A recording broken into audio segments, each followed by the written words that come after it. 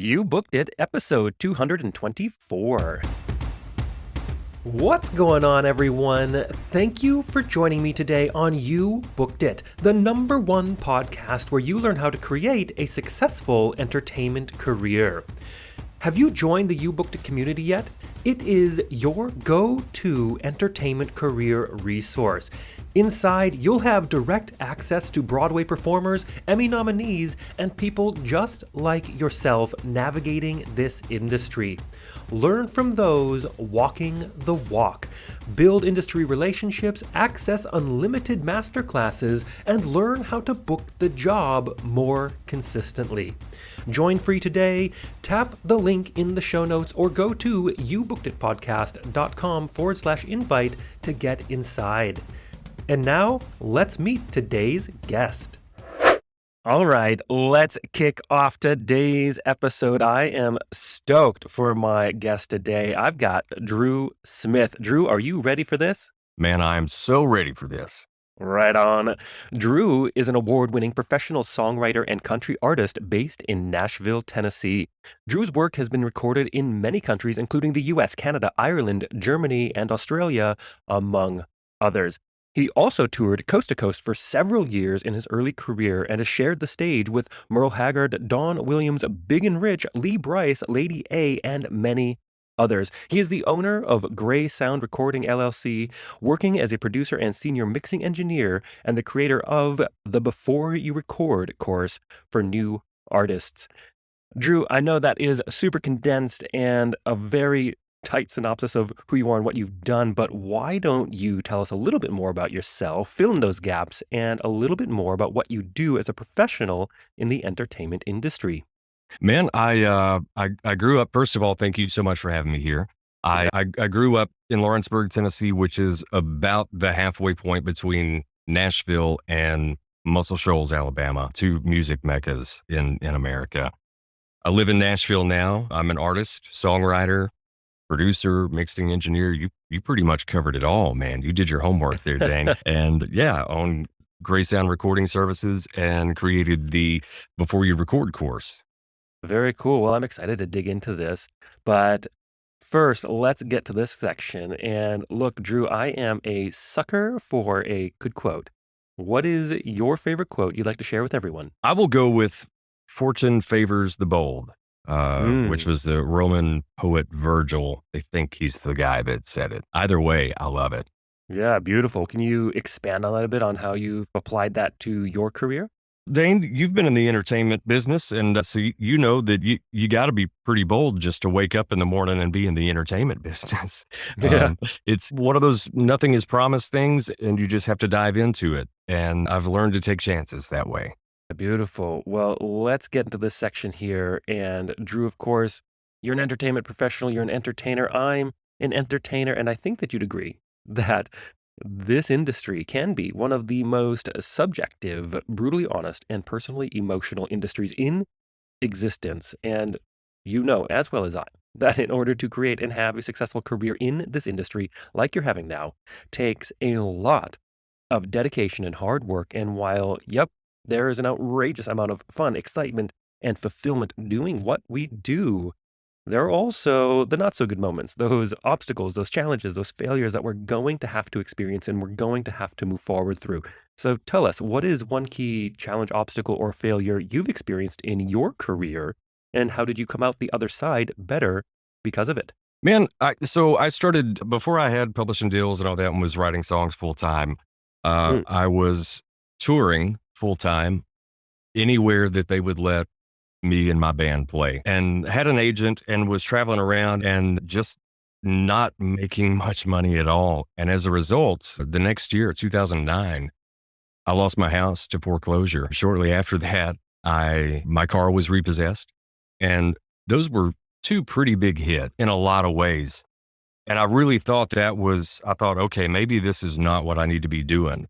But then there was another part of me, and a friend of mine helped me out with that and said, man, there's nothing left to lose. Why would you stop now? And so from that, I've realized that if you're really going after something like this, that is such a huge risk, anything that you can unload and get off of your shoulders. Get rid of it. You don't have to worry about it. It frees up so much of your time to be creative or whatever it is that if you want to ride horses and make a living doing that, you're not out worrying about all these bills and all these different things that you might have on your shoulders. So if you get Mm. rid of those things, it allows you to take more chances and take more risk. So well said. Nothing left to lose. So why stop now? You said, or your friend said to you. And I think that's so good. And you bring up such a great point. Thinking of a book that I read. I feel like it's probably like The 4-Hour Work Week uh, by Tim Ferriss. Yeah, yeah, it's in Is that Paris. him? Yeah, that was Yeah. him. And I'm pretty sure in that book, it's been a long time since I've read it, that he says, you got to look at, what we're doing, whether it's entrepreneurialism or being an artist and being a professional at that. Look at the grand scheme of things and you go, okay, what's the worst thing that could possibly happen? And you start listing out the worst things that could possibly happen. And it's actually a very manageable list of things. You're like, most of the time, you're like, that's fine. Like I could deal with that. I could deal with not having all of these things that my mind has created is being the worst possible, scenario. And you can still make it go forward. And I think we oftentimes get in our heads so often, and we make problems larger and expand them than they really need to be. And I think you're so clever in saying, look, you just unload that stuff because it gets away in your artistry and you can fully commit then. It really does, man. And at the time, it seems like the end of the world. And so Mm, many of those things, just like you said, in the grand scheme of it, if you're looking at everything as a whole and you just glance at the things that you have or that you're doing or that you're committed to or that you feel like you have to do, you go, well, I can't let go of that, or I can't stop doing this, or this will happen. And I can't move over here because then this. And yeah. really, man, if you really sit with it, so many of those things can go away and it doesn't ruin your life. And if anything, it probably enhances it. And it certainly enhances it if it allows you to do what you really want to do and what you really love to do. Did you know building industry relationships are the most important assets you need to create a long-lasting entertainment career? And don't take my word for it.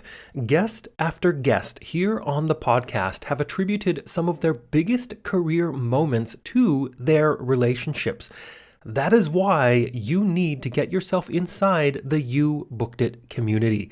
You'll learn what you need to do to get noticed and make sure your headshot stays in the callback pile so you can book the gig more consistently and create a successful career. Tap the link in the show notes or go to youbookeditpodcast.com/invite to get inside free today. So well said. Let's move on to a time that I like to call your spotlight moment. Spotlight. That's it. One moment in time that you realized, yes, I am going to be an entertainer for a living. Or maybe it was, yes, this is what I need to be doing in the entertainment industry. Tell us about that. I was able to play the Ryman Auditorium, had a great agent at the time, Lance Roberts, still a great friend of mine. And hopefully we're going to be putting some stuff together again here real soon. But Lance got me in at the Ryman Auditorium here in Nashville, Tennessee, which is the mother church of country music is what they call it. And it's been around for years and years. It's a 100-year-old church. And it's been the home of the Grand Ole Opry for many years. It still is. They split their time between the Ryman and another auditorium just east of town. But there's so much magic in that place. Hank Williams Sr., so many founding fathers of country music have played there. The Foo Fighters have played there. So Yeah. between Hank Williams and the Foo Fighters and everyone in between, that was a stage that I've always wanted to stand on. And I got to play it to a sold out crowd at the Ryman Auditorium. And it was that moment that all of the doubts that I had ever had prior to that, all of those things just went away. And I went, I might die if I'm not able to do this for the rest of my life. That was that spotlight moment for me. That was probably my proudest moment, one of my proudest moments.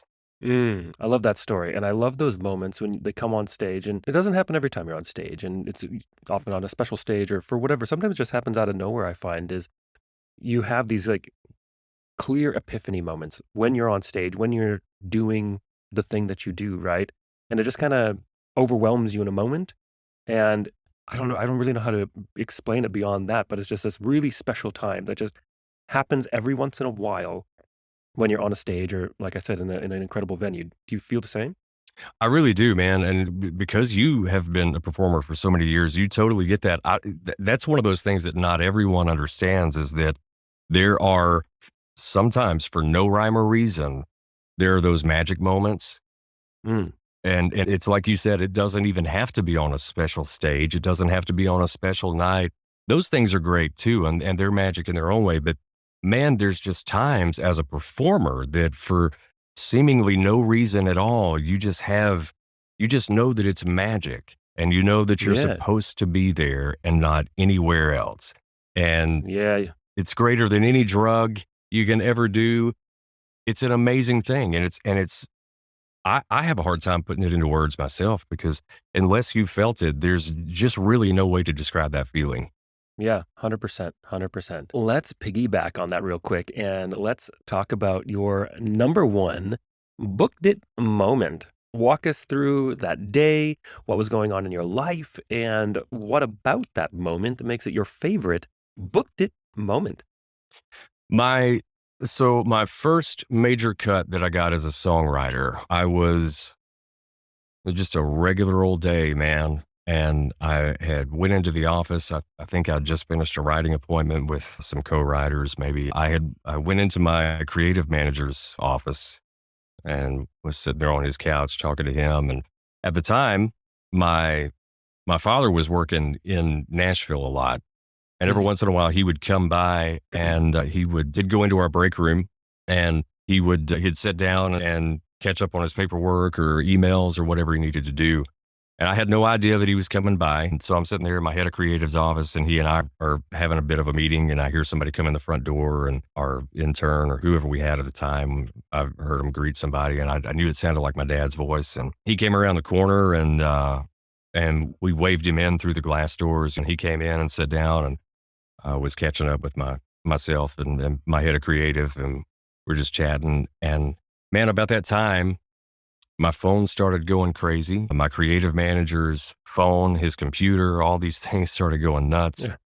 And I thought, man, what's going on? I said, we under Yeah. attack? What's happening here? And before I could even get to my phone to see what was happening, he said, man, he said, Randy Hauser is recording your song right now. And I said, holy cow, man. Just that feeling and that emotion that all those songs that I'd written for years and years, as long as I'd been writing songs, finally, one of them caught on. And it was great affirmation for myself and also for my publisher because this was the first publishing deal that I'd ever been in. And so to be able to get a major label cut on a major artist was great. That showed promise for me with them. Yeah. And then for my dad to be there was a really cool moment too. And he hadn't even been there, Dane, I don't know, maybe 3, 4 minutes. It was Yeah. just perfect timing on everything. And I got to call my mama. I got to call my granddad. I called my grandparents on my other side. I called everybody I could to tell them. But that was my number one moment. Oh, that's so cool. I'm very curious about the songwriting industry. Just for our audience and the listeners, are you able to, I'm sure it's huge, but delve into a bit of the detail of, okay, where do you even start if you're going to be a songwriter? Where do you submit things? How do people even find your music? Man, the best advice that I can give people is that this is the entertainment industry as a whole, and not just within the country genre, but rock and pop and everywhere else. It used to be in the 70s and 80s, people would go to LA or New York or Nashville, and they would knock on doors of these major record labels or publishing companies, and they'd go in with their guitar or their band or someone say, hey, can we play you a couple songs, or here's my cassette, leave it for somebody. And the days of that are long over. They got security guards at all these places now. But what I always suggest to young writers, and I don't mean young in age, I mean people that are just really getting into songwriting and really getting serious about it. When you go to one of those cities like that, whether it be LA or Nashville or New York or Atlanta, if you can find people to collaborate with that already have publishing deals, that's your easiest way in. You build relationships with them, find people that have those deals that you work well with, continue to work with them, play it cool, and then you're showing up and you're having these writing sessions at their publishing companies. So you're meeting the people that are making these big decisions and that are signing songwriters. They Mm. become familiar with you. They're familiar with your work because now some of your work is in their catalog. And you work that until hopefully one day they say, hey, man, why don't you come in and sit down and let's talk business? That's the hope. Yeah, very cool. And what I'm picking up out of that is something that comes up a lot in this on the show is the power of relationships and the necessity of having relationships in this industry because especially in the creative world, I find, and in this artistic world, there's often not the opportunity to, send a resume like, a regular 9 to 5 job, right? I mean, sure, there's, in theater and things like that, there are auditions, right? Where that's basically the equivalent. But so much of continued work and really, you look at people that have careers like yourself with songwriting or people that are in production. How do they even get there? How did that happen?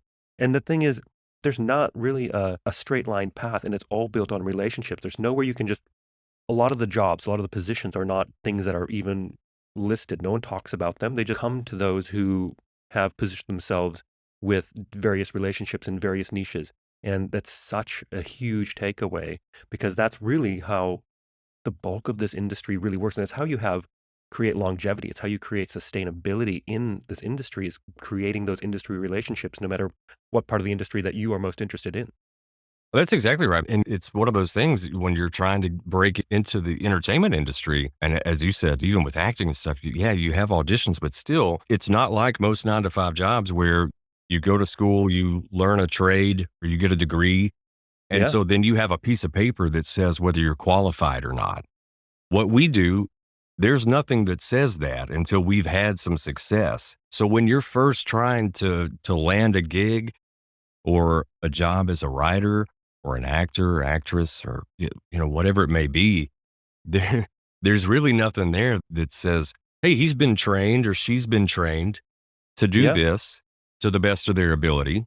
And yeah, they can go to work for you. There's nothing that says that. Hmm. And creating that on your own is really difficult to do. Yep, for sure. But it is part of the game. I think back on the time when I was in Vegas and I was fortunate I performed in 9 different shows on the strip. And honestly, I only open call auditioned for one. Wow. And that was the first one. No, I should take that back. 2. The first one it was 2, but then whatever, I got into the second show later down the road, but not because of another open call audition. But it was all relationship based. Work Yes. somewhere, and that's how the whole industry works. And even though shows will audition, ultimately, if people know the kind of work you do, that you show up and you do good work and you fit the bill for or the profile that they need to cast, or you check all the boxes, then people would much rather do that. They'd much rather hire someone that they go, "Yep, I'm positive they're gonna be great for this role, for this position, whatever it is." And then from there, it doesn't really matter. It's really incredible what having just one person vouch for you can really do. Mm, And yeah. I had a friend of mine when I first came to town, uh, we were discussing the industry and he'd been in the industry for a while then and was very respected within the community. And he said, Drew, he said, presidents of record labels don't get you record deals. Your friends get you record deals. And Mm, that always stuck with me. yeah, because like you said, they've got security now, and it's because they would be inundated with the amount of talent and the amount of opportunity to look at people, and at the end of the day, people rely on those relationships to help filter down what should be looked at, Absolutely. I mean, we've all seen the audition lines for American Idol. It right? wraps around the building, 4 times, even in a major city on a major city block. Exactly right. Well, let's take a moment to talk about the present. What projects are you working on now? What are you looking forward to? And it's been a crazy couple years, right, with the pandemic and everything, but how do you see this industry moving forward in the next couple of years? I, that's so hard to say, Dane, because if you would have asked me a year and a half ago how I thought things were going to shape up in the next 6 months, I would have said, well, we're going to be back to normal. And Right. I would have been very wrong about that. It has been a weird couple of years. Right now, I'm currently working on, I just released a new single. It's the first one that I've put out in, I think, 6 years. I've been so focused and so concentrated on writing songs for other people, and I've had great success with that. been very blessed with the success that I've had with that. But I was ready to put something out myself as an artist again. And so Mm, released a new song called The Truth.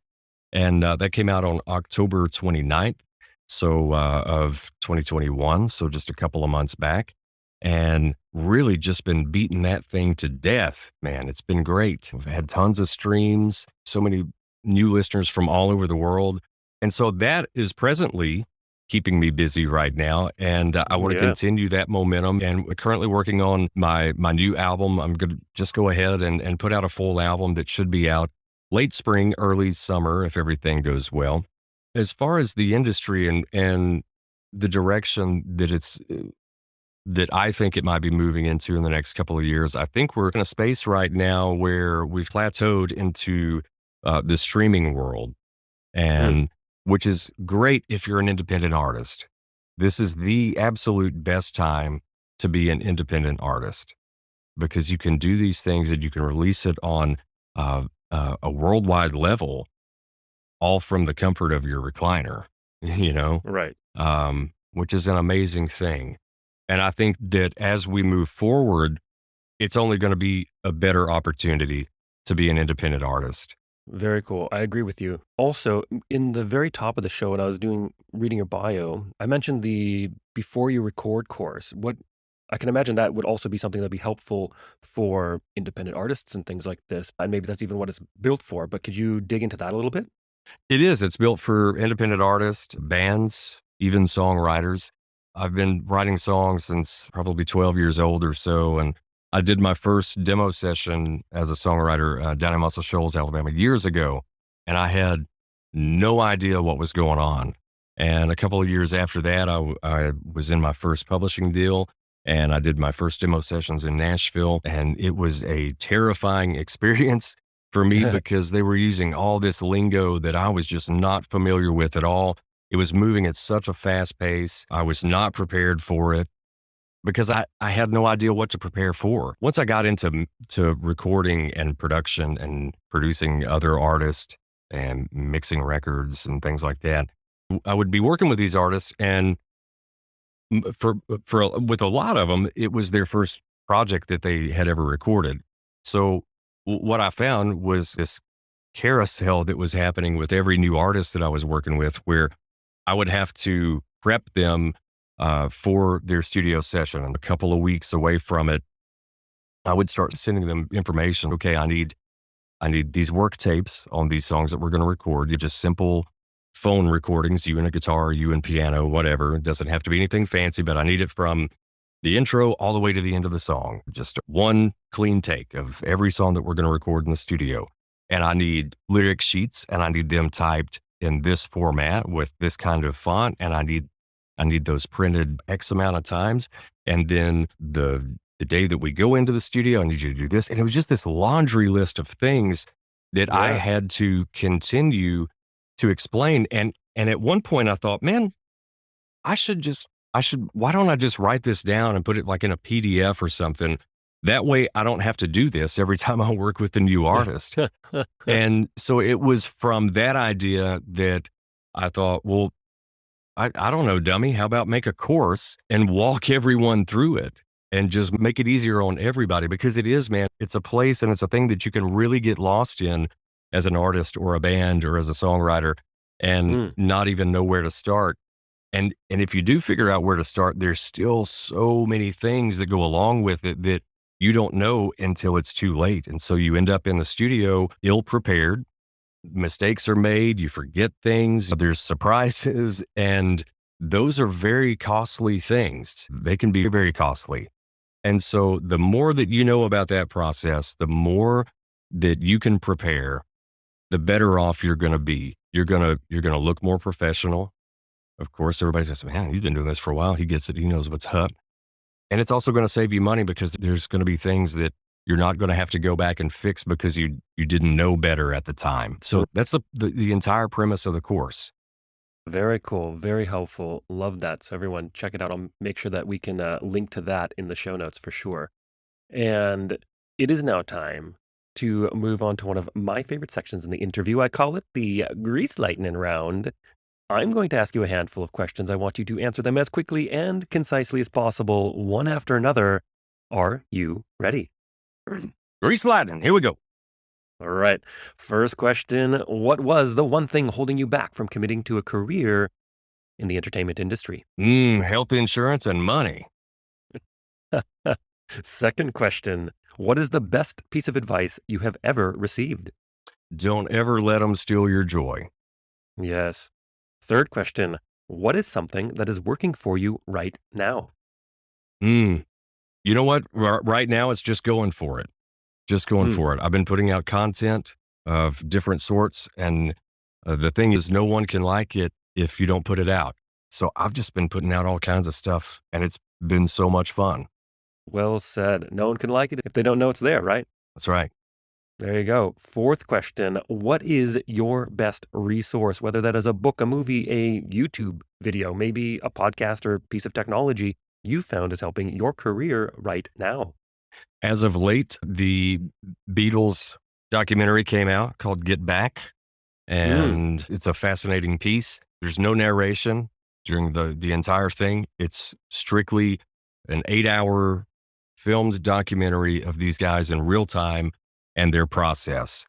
And it's everything from making plans about doing a show and how can we make it the greatest show that we've ever done because we haven't played together in 3 years, or how do we make this next record? How do we make this record?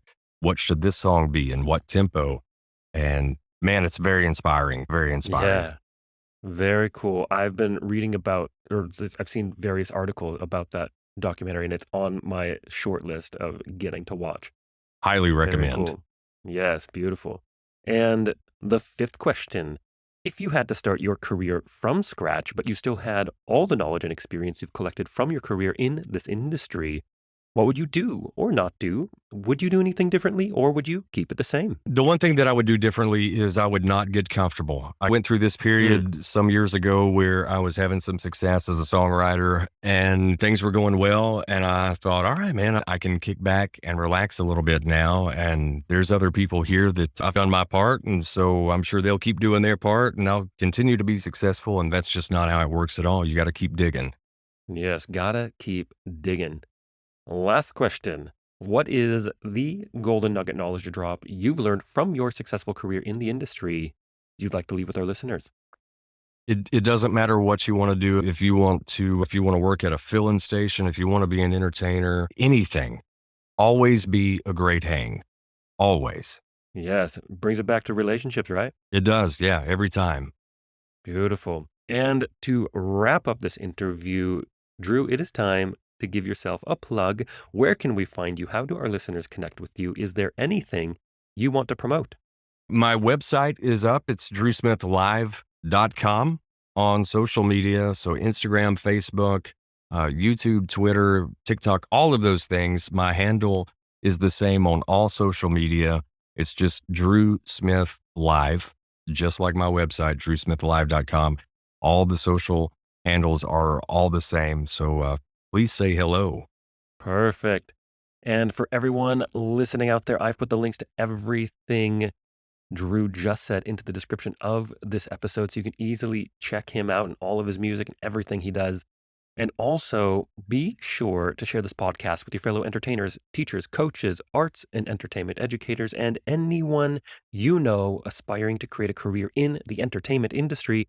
You Booked It is the #1 resource of expertise on how to actually create a successful entertainment career. Case in point, everything Drew gave us today from the music side of the industry. If you enjoyed this episode, make sure you hit that subscribe button so you don't miss the next one.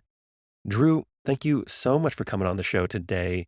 It's been an absolute pleasure getting to chat with you and wonderful getting to know you. Man, Dane, thank you so much, brother. I really, really appreciate it. I've enjoyed it and hope we get to do it again soon. Absolutely. Thank you so much for listening today. If you enjoyed this episode and want more like it, be sure to smash that subscribe button. Also, be sure to join the You Booked It community. Inside, you can connect with your people, build industry relationships, unlock unlimited masterclasses, and access the tools and training you need to create sustainable career momentum. Get your invite link right now. Tap the link in the show notes or head over to youbookeditpodcast.com/invite, and we'll see you there.